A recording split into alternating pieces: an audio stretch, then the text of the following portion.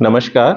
आज मैं आपके साथ इस वीडियो मैसेज में जनरल इंश्योरेंस के तहत जो मोटर ऑडी इंश्योरेंस है और जो उसके अंतर्गत इंश्योरेंस क्लेम्स हैं, उसमें जो भ्रष्टाचार और नियम विरुद्ध कार्यशैली से काम हो रहा है, तो उस विषय में आज का वीडियो मैसेज है। और अभी हाल फिलहाल में ही मैंने न्यूज़ अखबार में और न्यूज़ चैनल पर एक न्यूज़ पढ़ी थी या सुनी थी या देखी थी वीडियो में। उसमें जो यूट्यूब पर न्यूज़ चैनल्स की क्लिप आती हैं कि अभी सीबीआई कोर्ट लखनऊ ने अ, एक न्यू इंडिया एश्योरेंस कंपनी से संबंधित एक मामले में, भ्रष्टाचार के मामले में सजा, 4 लोगों को सजा सुनाई थी। तो ये जो मामला है ये 1999 से और 2002 के बीच, बहुत पुराना मामला है, के बीच का मामला है, जो 2004 में उजागर हुआ, एफआईआर वगैरह हुई और 2005 में सीबीआई ने चार्जशीट लगाई और उसके बाद से ये कोर्ट में चल रहा है। जो अभी रिसेंटली, बिल्कुल हाल फिलहाल में 2026 में इस पर फैसला आया, जिसमें 4 लोगों को दोषी माना गया। लोगों की, चूंकि समय इतना लंबा है, अगर चार्जशीट से ही समय लगाएं तो 21 साल हो गया, और जो अपराध का समय वो तो उससे भी ज़्यादा, मतलब एक बहुत लंबा समय न्यायिक प्रक्रिया में लगा। 4 लोगों को जिसमें सजा हुई और फाइन भी लगा, जिसमें एक इंश्योरेंस कंपनी के डेवलपमेंट ऑफिसर थे उस समय के, उनको 3 साल की सजा और 2,30,000 की फाइन लगाया गया उन पर। 2 अप्रूव्ड सर्वेयर हैं जिन पर 95,000 रुपये का फाइन लगा है और 3-3 साल की सजा है। और एक कोई और साहब है जिनका मुझको जानकारी नहीं, उनका नाम दिया हुआ है, उनको 25,000 रुपये का फाइन है और 2 साल की सजा है। तो इस निर्णय में बहुत ज़्यादा समय लगा। ये भ्रष्टाचार का एक क्रिमिनल केस हुआ, भ्रष्टाचार का मामला था, और जो 2026 में जिसका जजमेंट आया। तो ये तो बस मैंने जानकारी के लिए आपको साझा कर दिया। और लेकिन जो मैं इस वीडियो मैसेज में कहना चाह रहा हूँ कि आज के समय में, वर्तमान में, या उससे भी और पीछे पहले से, मोटर ऑडी इंश्योरेंस क्लेम में हमारे देश में बहुत नियम विरुद्ध तरीके से काम हो रहा है। और यदि इंश्योर्ड अपनी बात को रखना चाहे तो उसकी बातों की सुनवाई ठीक से नहीं हो रही है, और किसी को नियम कायदे कानून का कोई मतलब फर्क नहीं पड़ रहा है कि क्या सही है और क्या गलत है। मन मर्जी से काम हो रहा है, और बहुत सारे केसेज में इंश्योर्ड के साथ या इंश्योर्ड का बहुत ज़्यादा शोषण हो रहा है। तो मैं इसको बहुत संक्षेप में कुछ मोटर ऑडी इंश्योरेंस क्लेम्स के आपके साथ एग्जाम्पल साझा करूंगा, शॉर्ट में ही साझा करूंगा, और बताऊंगा कि इसमें क्या गलत है। और ये सब मेरी जानकारी के क्लेम हैं, और उनमें से काफ़ी से मैं जुड़ा हुआ भी हूँ, जैसे कोई मुझसे सलाह या कुछ पूछता है उस तरीके से, एक केस को छोड़कर। तो एक अभी हाल फिलहाल का ही केस है, और दो 2025 में ये गाड़ी, ये एक मोटरसाइकिल का केस है, रॉयल एनफील्ड की हंटर मोटरसाइकिल। ये साहब, एक युवक पे ये मोटरसाइकिल है, और उसने एक निजी क्षेत्र की बीमा कंपनी से ऑडी इंश्योरेंस पॉलिसी इस बाइक के लिए ली हुई है। और ये साहब सुबह सुबह अपने घर से अपने काम के लिए इस बाइक से चला। रास्ते में इसको याद आया कि ये अपना फ़ोन भूल गया है, मोबाइल फ़ोन अपना इसने चेक किया, तो इसे लगा ये फ़ोन भूल गया है। तो ये रास्ते से घर से कुछ ही दूर निकला था, 1-1.5 किलोमीटर इसने, और ये हाईवे पे था, और वो हाईवे एक सिंगल रोड थी, और उसमें बीच में जो ब्लॉक, सीमेंटेड ब्लॉक रख के डिवाइड कर देते, इस तरीके से रोड को डिवाइड किया हुआ था। बीच बीच में उसमें ऐसे एक रोड के बीच में ऐसे वो रखे होते हैं सीमेंटेड ब्लॉक, और बीच में कहीं कहीं उस कुछ दूरी पर कट होता है। तो ये साहब एक कट पर मोड़ने के लिए थोड़ा धीरे हुए और मोड़े। उसी दौरान वहां पे एक गाय आ गई उस कट पर, जिसकी वजह से ये डिसबैलेंस हो गए, और ये जो वो सीमेंटेड ब्लॉक का जो रोड डिवाइडर है उससे जाके फ्रंट राइट साइड से इनकी बाइक टकरा गई। इन्होंने गाड़ी को क्लेम प्रोसेस के लिए जो डीलर वर्कशॉप है वहाँ पर भेजी, क्लेम इंटीमेट किया, और बीमा कंपनी ने कोई इस क्लेम में अप्रूव्ड सर्वे नहीं अपॉइंट किया, बल्कि एक सो कॉल्ड इन्वेस्टिगेटर अपॉइंट किया, जिसकी इंश्योर्ड को कोई जानकारी भी नहीं दी। वो सीधा इंश्योर्ड के पास आया और इंश्योर्ड से उसने उसका स्टेटमेंट और जो दुर्घटना स्थल है वो देखा। उसके बाद बीमा कंपनी ने ये क्लेम कुछ दिन बाद उनको फ़ोन आया कि साहब आपका क्लेम नो क्लेम कर दिया गया है, चूँकि आपको इस एक्सीडेंट में कोई चोट नहीं लगी है। तो ये ज़बानी रीज़न था। उसके बाद फिर बीमा कंपनी को साहब कंप्लेन की गई कि साहब ये ऐसे ऐसे गाड़ी एक्सीडेंट हुई, और इस तरीके से ये कहना चोट नहीं आना, साहब जब एक्सीडेंट हुआ तो जो गाड़ी जो बाइक चला रहा था वो एक तरफ गिर गया, जिस वजह से उसको कोई खुली चोट नहीं आई, उसको गुम चोट आई है, और ज़रूरी नहीं चोट आना कोई कंपल्शन नहीं है।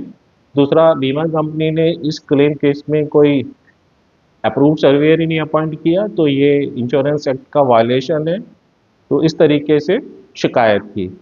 इसके बाद साहब बीमा कंपनी का कुछ दिन बाद जवाब आया कि साहब आपका क्लेम जो है बीमा कंपनी ने रेप्यूडिएट कर दिया है, और उसकी वजह है कि जो आपकी मोटरसाइकिल के डैमेजेज हैं वो कॉज ऑफ लॉस से कोरिलेट नहीं कर रहे हैं। और ये बात बीमा कंपनी ने फ़ोन पर इंश्योर्ड को बताई थी, और उस दौरान इंश्योर्ड ने कहा कि वो अपना क्लेम विड्रॉ कर रहा है, इसलिए ये क्लेम अब बंद कर दिया गया और रेप्यूडिएट कर दिया गया है। तो साहब ये बीमा कंपनी का जवाब बड़ा अजीब था, जबकि इंश्योर्ड ने तो क्लेम वापस लिया ही नहीं था। उसकी बाइक आज भी उस डीलर वर्कशॉप पे क्लेम के रिजल्ट के इंतज़ार में वहाँ खड़ी हुई है।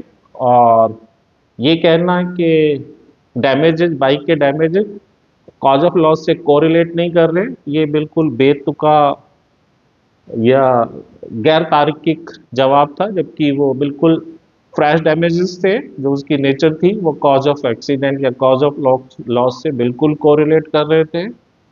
और इंश्योर्ड ने ये क्लेम को विड्रॉ नहीं किया था। तो इंश्योर्ड ने बीमा कंपनी को साहब मेल लिखी कि साहब आप प्रूफ दीजिए कि ये जो डैमेजेज हैं बाइक के, ये ये जो डैमेजेज हैं ये कॉज ऑफ लॉस से कोरिलेट नहीं कर रहे, इसका प्रूफ ऑफ एविडेंस दीजिए, मतलब प्रूफ दीजिए, एविडेंस दीजिए इसके लिए। और ये आप दूसरी चीज़ उन्होंने कहा कि साहब ये विड्रॉ कर लिया है इंश्योर्ड ने, तो ऐसा नहीं है। अगर कहीं ऐसा कोई लिखित में कोई इंश्योर्ड की तरफ से रिटन स्टेटमेंट है, या कहीं उसने टेलीफोनिकली भी कहा है, तो वो उसका एविडेंस दीजिए। और ये सब करते हुए और फिर रिक्वेस्ट की कि साहब इस क्लेम को रीओपन कीजिए, एक अप्रूव्ड सर्वेयर को अपॉइंट कीजिए, बाइक अभी भी वहीं उसी वर्कशॉप पे खड़ी है, और इंश्योर्ड के सामने गाड़ी का सर्वे इंस्पेक्शन हो। और अगर दुर्घटना स्थल पर अप्रूव्ड सर्वेयर को जाना है, तो वो इंश्योर्ड के साथ जो गाड़ी बाइक उस समय चला रहा था उसके साथ निरीक्षण कर सकता है, और फिर इस विषय पे जो भी डिसीजन ले, सर्वे रिपोर्ट की कॉपी बीमा कंपनी को दे और एक कॉपी इंश्योर्ड को दे। चूंकि इसमें जो एस्टिमेट लॉस था, जो क्लेम किया गया था, वो 70,000 से ज़्यादा था। तो इस प्रकार के क्लेम में जो बीमा कानून के अनुसार एक अप्रूव्ड सर्वेयर को अपॉइंट करना मैंडेटरी होता है। तो ये बीमा कंपनी की तरफ से इंश्योरेंस एक्ट का वायलेशन था। तो अब बीमा कंपनी इसमें कोई जवाब नहीं दे रही, चुप होके बैठ गई, और मोटरसाइकिल के लॉस को एक बहुत लंबा समय हो गया। अब इसमें इंश्योर्ड गाड़ी को रिपेयर कराएगा थोड़े दिन में, 2 मंडे के बाद, अपनी जिम्मेदारी पे अपना पेमेंट करके, और फिर इंश्योरेंस ऑम्बड्समैन जाकर जाएगा इसके लिए, जो भी मामला फिर हल हो। दूसरा केस है, एक मैंने पीछे शेयर भी किया था, किया कार्निवल गाड़ी का, जो इंश्योर्ड ने गाड़ी उसकी बाहर खड़ी थी, उसके प्रेमाइसिस के बाहर, और गाड़ी में अचानक से अज्ञात कारण से आग लग गई। किया डीलर वर्कशॉप पे, ये हिसार का केस है, वर्कशॉप पे छोड़ा गया, और बीमा कंपनी को क्लेम इंटीमेट किया। बीमा कंपनी ने साहब एक अप्रूव्ड सर्वेयर साहब अपॉइंट किए, और बाद में एक सो कॉल्ड फॉरेंसिक एक्सपर्ट भी अपॉइंट किए जिसकी जानकारी इंश्योर्ड को नहीं दी गई। और इसमें जो किया कंपनी है, व्हीकल मैन्युफैक्चरर कंपनी, उसने इस गाड़ी को अपने एक्सपर्ट इंजीनियर से इसका इंस्पेक्शन कराया, और एक फायर एक्सीडेंट के संदर्भ में एक थर्मल रिपोर्ट जारी की इंस्पेक्शन करने के बाद। अपनी ऑब्जर्वेशन दी कि साहब इस गाड़ी में कोई शॉर्ट मैन्युफैक्चरिंग या इलेक्ट्रिकल फॉल्ट डिफेक्ट का मामला जो गारंटी के तहत वाला वो नहीं है। और उसमें उन्होंने बताया कोई शॉर्ट सर्किटिंग गाड़ी के इंटरनल रीजन से वजह से नहीं है। और इन्होंने कहा कि जो गाड़ी में जो फायर हुई है ये कोई एक्सटर्नल रीजन की वजह से हुई है। हालांकि हाँ, इसमें ये भी बताया गया इस गाड़ी में कुछ इलेक्ट्रिकल एसेसरीज जो आफ्टर मार्केट से लगवाई लगवाई हुई भी हैं। लेकिन इस रिपोर्ट में कहीं ये नहीं बताया कि आग इन जो ये आफ्टर मार्केट से जो एसेसरीज लगाई हैं, इलेक्ट्रिकल एसेसरीज, इनकी वजह से लगी है। उनकी वायरिंग भी ठीक थी, और संभावना जताई थी कि कोई एक्सटर्नल फैक्टर की वजह से आग लगी है। तो यानी कि ये जो किया व्हीकल मैन्युफैक्चरर की जो थर्मल रिपोर्ट थी ये बिल्कुल ओके थी, और ये तय था कि गाड़ी में आग लगी थी। दूसरा, जो बीमा कंपनी ने जो जो सो कॉल्ड फॉरेंसिक एक्सपर्ट लगाया उसकी रिपोर्ट का इंश्योर्ड को कोई जानकारी नहीं थी, और बीमा कंपनी ने इस क्लेम को इलेक्ट्रिकल फेल्योर बता के, जो गाड़ी में लगभग ये 12 लाख के करीब आईडीवी थी और 5 लाख के करीब का इसमें लॉस था, आगे की तरफ इस गाड़ी में आग लगी थी। तो बीमा कंपनी ने पूरा का पूरा क्लेम 5 लाख का इलेक्ट्रिक फेल्योर बताकर रेप्यूडेट कर दिया था। इंश्योर्ड ने बहुत सर्वेयर्स, अप्रूव्ड सर्वेयर साहब से और बीमा कंपनी से survey report copy, final survey report की कॉपी मांगी, जो बीमा कंपनी और अप्रूव सर्वेयर से बहुत बार मेल की। अप्रूव सर्वेयर साहब ने तो वो कॉपी इंश्योर्ड को नहीं दी, लेकिन थक हार कर बीमा कंपनी ने काफ़ी दिन के बाद दी। तो वो सर्वे रिपोर्ट में इन दोनों किया, वही व्हीकल मैन्युफैक्चरर की जो थर्मल रिपोर्ट है उसका, और फॉरेंसिक जो सो कॉल्ड फॉरेंसिक एक्सपर्ट है उसकी रिपोर्ट का हवाला दिया हुआ था। और जो अप्रूव सर्वेयर साहब हैं उन्होंने बड़ी, मतलब बड़ी अजीब तरीके से जो एक्सटर्नल इलेक्ट्रिकल एसेसरीज का जो फिटमेंट था उनको रीजन बताकर इस क्लेम को रेप्यूडेट करने की रिकमेंडेशन की। जो और अप्रूव सर्वेयर साहब ने कोई भी एविडेंस, कॉन्क्लूसिव कहूँ या कॉन्क्रीट कहूँ या कॉगेंट एविडेंस कहूँ, एक भी नहीं दिया था जिससे ये साबित हो कि गाड़ी में जो आग है वो इन इलेक्ट्रिकल जो एसेसरीज लगी हुई हैं जो आफ्टर मार्केट से लगी हैं इसकी वजह से इस गाड़ी में आग लगी है।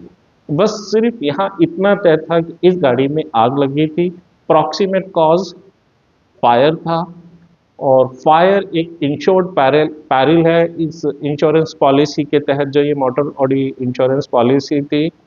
तो प्रॉक्सिमेट कॉज इंश्योर्ड पैरिल्स के तहत है, तो ये क्लेम एडमिसेबल होना चाहिए था। लेकिन इस क्लेम केस में जो अप्रूव सर्वेयर की रिपोर्ट थी वो बहुत अजीब थी, और न उन्होंने प्रॉक्सिमेट कॉज का जिक्र किया था।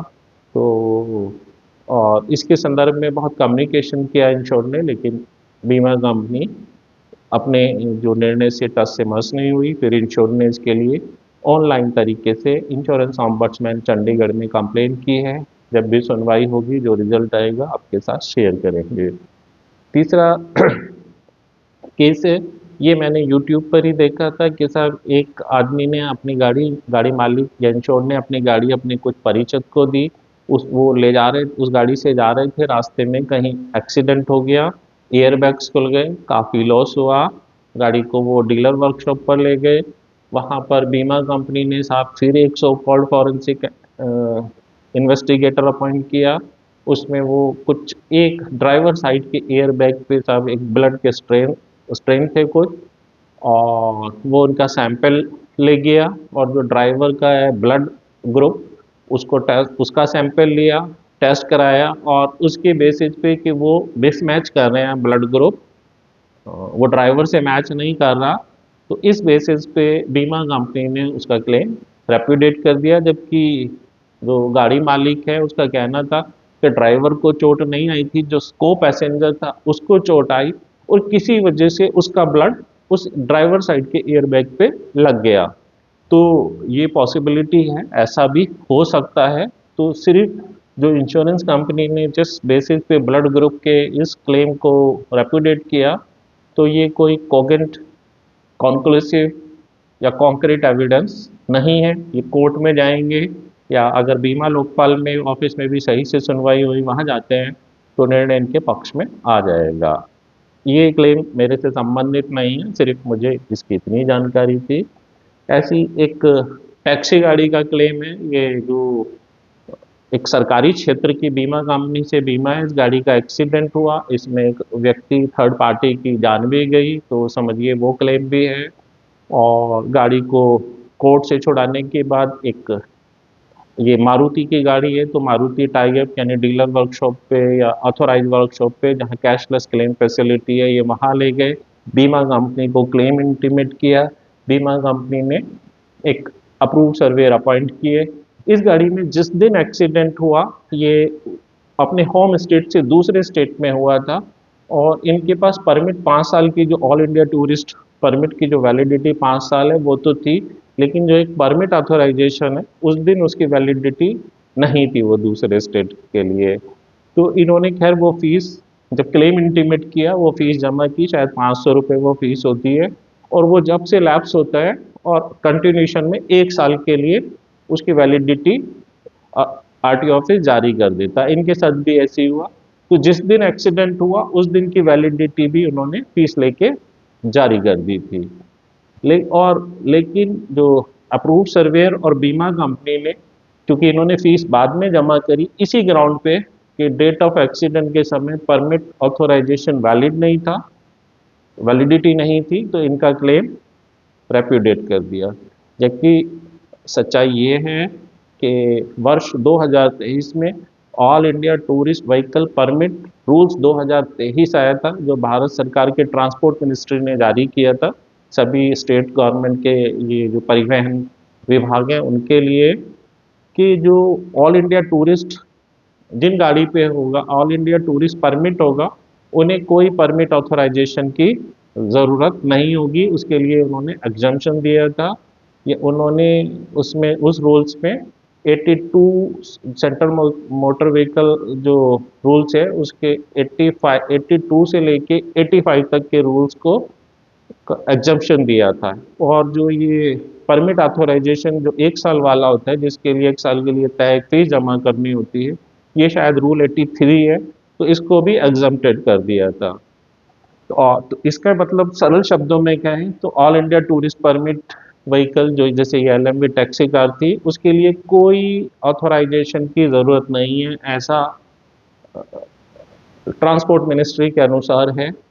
और लेकिन उसके बाद भी बीमा कंपनी और अप्रूव सर्वेयर साहब ने इस रीजन से ये क्लेम रेप्यूडिएट कर दिया, जो बहुत गलत है। इसके लिए ट्रांसपोर्ट डिपार्टमेंट पे, जो संबंधित परिवहन ऑफिस है, उस पर एक आरटीआई लगाई गई है। इवन बीमा कंपनी पे भी आरटीआई लगाई गई है, और उसका जवाब 1 महीने में आएगा, तो ये क्लियर हो जाएगा। नहीं आएगा तो चूंकि कोर्ट जाएंगे तो काफ़ी समय लगता है, और इसमें तो भाई अगर गजट नोटिफिकेशन में सरकार का रूल है उसे कोई उसे पार नहीं कर सकता, लेकिन बीमा कंपनी और अप्रूव सर्वेयर साहब ने खुले आम किया है।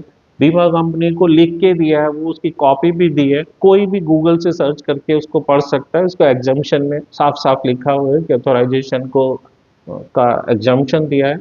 लेकिन ये हम इंडिया में रह रहे हैं, तो यहाँ ये भी एक तरीके का भ्रष्टाचार है, या इसे शोषण कह सकते हैं, और खुलेआम शोषण है।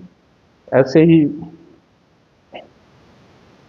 एक केस और मैं आपको सब, थोड़ा सा और छोटा, वीडियो लंबा हो रहा है लेकिन, और इसको भी करता हूँ। ये मध्य प्रदेश का है, ये भी एक सरकारी क्षेत्र की बीमा कंपनी से है। इसमें एक गाड़ी के साथ, एक की गाड़ी से कुत्ता टकराया, और इनको साहब रात का वक्त था, इनको उस समय पता नहीं चला। इन्होंने उतर के देखा तो कोई लीकेज, कूलेंट का इंजन ऑयल नहीं बह रहा था। ये गाड़ी को चलाने लगे, थोड़ी दूरी चले थे, सर्दी का समय था चूंकि, और रात के 9 साढ़े 9 बज रहे थे। परिस्थिति ऐसी थी कि वहाँ रुकना ठीक नहीं था, और इन्हें लगा गाड़ी ठीक है। इन्होंने गाड़ी चलाई, 2-3 किलोमीटर चलने के बाद इनकी गाड़ी बंद हो गई, और इंजन सीज हो गया। उसके बाद ये जैसे तैसे वर्कशॉप लेके गए। ये भी एक Maruti tie up insurance policy थी, बीमा कंपनी को क्लेम इंटीमेट किया गया। बीमा कंपनी ने एक अप्रूव सर्वेयर साहब को अपॉइंट किया। उन्होंने साहब 1 महीने बाद इस क्लेम के लिए अप्रूवल दिया। उन्होंने bumper, radiator, condenser, fan assembly जो बाहर से थे वो दिए, और इंजन के लिए बोला साहब इसका 30% डिडक्शन के साथ क्लेम मिलेगा। उन्होंने कहा इस आपकी पॉलिसी में engine protection add on coverage है, लेकिन इसके बाद भी सामान्यतः 50% ही क्लेम मिलता है, तो इसीलिए ये आपका क्लेम लगभग ऐसे ही मिलेगा। यदि आप सहमत हैं तो कंसेंट दीजिए वर्कशॉप पर जाकर, फिर मैं ऑर्डर दूंगा और आपकी गाड़ी रिपेयर हो जाएगी। तो इंश्योर्ड को साहब ये अजीब लगा कि उसने सारी एड ऑन कवरेज ली हुई है, और उसके बाद भी ये 30% डिडक्शन जो इंजन रिपेयर होगा उसके लिए, बाकी का तो पूरा मिलेगा, बम्पर, रेडिएटर, एसी, कंडेंसर, जो भी इंजन के अलावा है, लेकिन इंजन का जो असेसमेंट होगा वो 30% डिडक्शन करके होगा, और बहुत सारे पार्ट नहीं मिलेंगे, तो इंजन का जो लॉस है वो लगभग 50% ही मिलने को वो कह रहे थे। तो इंश्योर ने इसके लिए बीमा कंपनी को मेल की और वजह पूछना चाहिए, और ये जो कॉल रिकॉर्डिंग थी ये बीमा कंपनी को और बहुत सारे वरिष्ठ संबंधित ऑफिशियल्स को भेजी। तो कि साहब कौन पॉलिसी कॉन्ट्रैक्ट की किस कंडीशन के अकॉर्डिंग ये 30% इंजन क्लेम से जो है डिडक्शन होगा। साहब पहले तो काफ़ी दिन बाद बीमा कंपनी के एक ऑफिशियल ने जवाब दिया, साहब ये बिल्कुल सही है, और सर्वेयर साहब से बातचीत हो गई। सर्वेयर साहब ने भी एक मेल लिखी और उसको जस्टिफाई किया। उसके बाद इंश्योर ने और बार बार कंप्लेन की, तो फिर बीमा कंपनी ने थोड़ी सर्वेयर साहब की खिंचाई की कि साहब ये तो गलत तरीका है, आप जिस तरीके से बात कर रहे हैं, और इसका जवाब दीजिए। लेकिन सर्वेयर साहब ने कोई आज तक भी जवाब नहीं दिया। उसके थोड़े दिन बाद बीमा कंपनी ने इस क्लेम में इंश्योर्ड को कैशलेस क्लेम फैसिलिटी बंद कर दी। एक सो कॉल्ड इन्वेस्टिगेटर को अपॉइंट किया। उस इन्वेस्टिगेटर का फोन इंश्योर्ड को आया, तो इंश्योर्ड ने कहा साहब मैं तो आपको जानता नहीं, आप कौन हैं। बीमा कंपनी को मेल लिखी कि साहब आप इनका नाम दीजिए, जो सो कॉल्ड आपने इन्वेस्टिगेटर लगाए हैं, इनको कब लगाया है, इनकी क्या ड्यूटीज एंड रेस्पॉन्सिबिलिटीज है। साहब बीमा कंपनी ने 1 महीना तो लगभग शायद हो गया, आज तक इसकी जानकारी इंश्योर्ड को नहीं दी। अब बीमा धारक ग्राहक ने इसके लिए आरटीआई लगाई है। ये एक सरकारी क्षेत्र की बीमा कंपनी है कि भाई क्लेम देना हो दो या ना दो, लेकिन ट्रांसपेरेंसी से तो काम करो। जिसको अपॉइंट कर रहे हो उसकी डिटेल तो दो, उसकी क्या विशेषज्ञता है इन्वेस्टिगेशन में ये तो बताओ, और उसके लिए क्या duties and responsibilities code of conduct हैं ये तो बताइए। तो इस विषय में शिकायत भी की गई है और आरटीआई से जानकारी मांगी गई है। तो ये मैंने आज आपको 5 एग्जाम्पल दिए, मेरे पास तो पता नहीं कितने एग्जाम्पल हैं जिनमें बहुत नियम विरुद्ध तरीके से काम हो रहा है। और मैंने देखा कि अप्रूव सर्वेयर की भूमिका बहुत ज़्यादा इम्पोर्टेंट होती है मोटर बॉडी इंश्योरेंस क्लेम्स में, अधिकांश जो विवादित क्लेम होते हैं। और अगर अप्रूव सर्वेयर साहब जो भी हैं वो निष्पक्षता से, विशेषज्ञता से, ईमानदारी से और कॉन्ट्रैक्ट के अकॉर्डिंग सर्वे कार्य करें, लॉस असेसमेंट करें, रिकमेंडेशन करें, तो बहुत सारी दिक्कतें दूर हो जाएंगी, और जो लोगों को है वो सही बीमा क्लेम सेवा मिलेगी। मैं ये नहीं कह रहा कि इंश्योर्ड की तरफ से बेईमाना नहीं होता, उधर से भी हो जाता है, वर्कशॉप की तरफ से भी, हर तरफ किसी भी तरफ से बेईमाना हो सकता है, लेकिन जो सही आदमी है जिसका सही क्लेम है वो तो मिलना चाहिए। और अक्सर ऐसा होता है कि गलत आदमी तो क्लेम ले जाता है, लेकिन सही आदमी का क्लेम फंस जाता है और उसका शोषण हो रहा होता है। तो आज का वीडियो मेरा इसी विषय में था, और ये काफ़ी लंबा वीडियो हो गया है। और मेरा अंत में यही कहना है कि अगर कभी भी कोई डिस्प्यूट है तो रिटेन कम्युनिकेशन कीजिए, समझिए चीज़ों को, नियम अनुसार उसमें क्या गलत हो रहा उसको अपना पक्ष रखिए, और फिर यदि आप ठीक समझें तो उसके लिए बीमा लोकपाल में शिकायत कीजिए या कंज्यूमर कोर्ट में शिकायत ले जाइए केस को, या किसी सिविल कोर्ट में भी आप ले सकते हैं। और अगर कोई भ्रष्टाचार का मामला है तो क्रिमिनल केस के तहत कोर्ट में ले जा सकते हैं। लेकिन न्याय की लड़ाई जरूर लड़िए और पहले अपना पक्ष या अपनी शिकायत को जो है लगातार बार बार बीमा कंपनी से कम्युनिकेशन कीजिए और अपनी शिकायत नियम अनुसार रखिए। बहुत उम्मीद है कि आपको शायद जल्दी उससे हल मिल जाए और आपका वाजिब क्लेम हक आपको मिल जाए। तो अब इस वीडियो को विराम करते हैं, फिर आगे मिलते हैं। नमस्कार।